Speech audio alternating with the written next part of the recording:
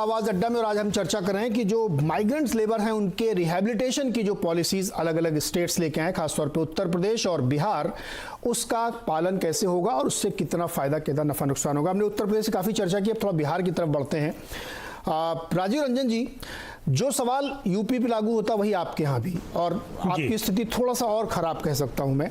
और बिहार के बारे में कहा था कि ब्रेन ड्रेन बहुत होता है, जो आदमी बहुत पढ़ लिख लेता, बड़ा शार्प हो जाता, वो बिहार में रहना नहीं चाहता, वो बाहर निकल जाता है। तो उसकी वजह से भी एक बड़ी दिक्कत हुई है। लेकिन ट्रेडिशनली बहुत कानून व्यवस्था की दिक्कतें थी और इंडस्ट्री वहाँ जम नहीं पाई। जो जमी हुई थी वो या तो झारखंड की तरफ चली गई या फिर नई आई नहीं। अब पुरानी सरकारों को दोष देने का कोई फायदा नहीं, मैंने पहले ही कहा आपसे। तो उस दिशा में आपका कुछ प्रयास होगा या फौरी तौर पे बस 3 प्लाई के मास्क बनवाएंगे और 3 महीने बाद फिर वो बेचारे सड़क पे आ जाएंगे? नहीं, मुझे लेकिन नीरज जी ऐसा लगा कि एक गंभीर चैनल पर हर्षवर्धन जी ने भी पहले कहा कि 3 प्लाई मास्क, मैंने एक नहीं सर, ये उदाहरण के तौर पे एक मिसाल बताया कि बिहार में नहीं, अन्यथा नहीं लीजिएगा। आपने एक सरकार की काफी तारीफ की, काफी तवज्जो दिया। नहीं, मैंने उनको भी यही बात कही है। को हर्षवर्धन जी ने पहले काफी हल्के, ऐसे सरकाज़म की जरूरत इतने विचारोत्तेजक बहस में मैं नहीं समझता हूं कि होनी चाहिए। मुझे पहले अपनी बात कह लेने दीजिए, अगर आपको गंभीरता नहीं दिखे तो फिर बात कहिएगा, और इतिहास को इतनी आसानी से खारिज नहीं कीजिए। एक लगभग 40 वर्षों का एक कालखंड है और उसके बाद लालू जी का 15 वर्षों का कालखंड है।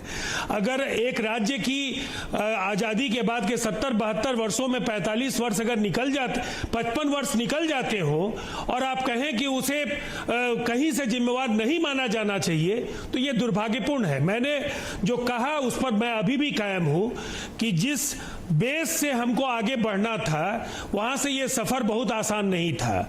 मैंने 3 प्लाई मास्क का जिक्र किया कि अभी आए लोगों को उसके जरिए काम मिलना शुरू हुआ। इसका मतलब ये नहीं कि वही हमारी जिम्मेवारी खत्म हो जाती है। हमारे यहाँ ये एग्रीकल्चर रोडमैप का तीसरा ये फेज है, वो चल रहा है। ग्रामीण अर्थव्यवस्था में 6000 करोड़ रुपए का निवेश राज्य सरकार ने उसकी स्वीकृति दे दी है, और साथ ही साथ जो किसानों की फसल को लेकर के इन तमाम चीजों का, अगर आप जीडीपी बिजनेस चैनल है, मैं कह सकता हूं कि प्राइमरी हो, सेकेंडरी हो, टर्शियरी सेक्टर हो, इन सबों में गुंजाइश है और वहां समायोजन होगा, तभी बेहतर रफ्तार के साथ एक राज्य आगे बढ़ पाएगा। आज प्रधानमंत्री जी का ऐलान है और हमारी कोशिशें उस ऐलान के पहले से जो शुरू हुई है, दोनों को अगर हम देखें तो मखाना की ब्रांडिंग को लेकर हमारी सरकार ने काफी मेहनत करना शुरू किया है और 90% मखाना का उत्पादन बिहार में होता है। शाही लीची को पूरी दुनिया जानती है। आज एग्रो बेस्ड इंडस्ट्रीज के लिए बिहार में जमीन तैयार है। बड़े इंडस्ट्रीज के लिए बिहार में लैंडलॉक्ड स्टेट होने की वजह से कुछ कठिनाइयां आई और पहले निश्चित तौर पर लॉ एंड ऑर्डर की जो तस्वीर थी, लोग आना नहीं चाहते थे बिहार में, इसलिए कि यहाँ उद्योगपतियों का अपहरण हो रहा था। तो आज जो परिस्थितियां, हमारा रोड मैप बिल्कुल साफ है। हम स्किल मैपिंग कर रहे हैं, डेटा बेस तैयार हो रहा है, उसके अनुरूप जिसके अंदर जो क्षमता है, अगर वो गाड़ी चलाना जानता है तो ग्राम परिवहन योजना में उसको हम ले जाएंगे।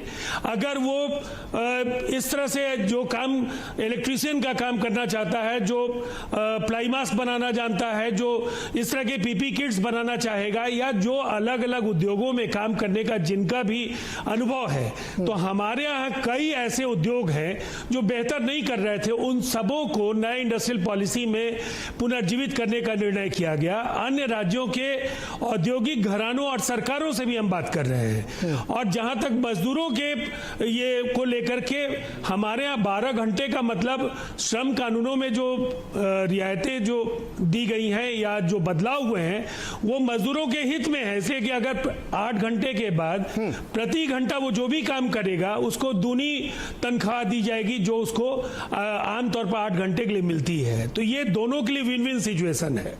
और मैं जानता हूं बिहार के लोगों को नीतीश कुमार जी के इरादों पर भरोसा है।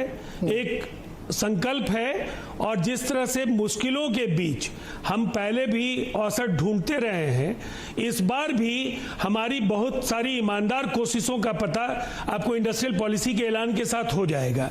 बिंदुवार हम आपको बता पाएंगे किन किन क्षेत्रों में हम क्या कर रहे हैं, लेकिन अभी जिन जगहों पर काम हुआ है उसमें 5 लाख से ज्यादा रोजगार हो गए और उसमें काम लोग करना शुरू कर चुके हैं, और ये छोटी उपलब्धि नहीं है। जी राजीव जी, मैं जो बात कहने जा रहा हूं अन्यथा आप मत लीजिएगा।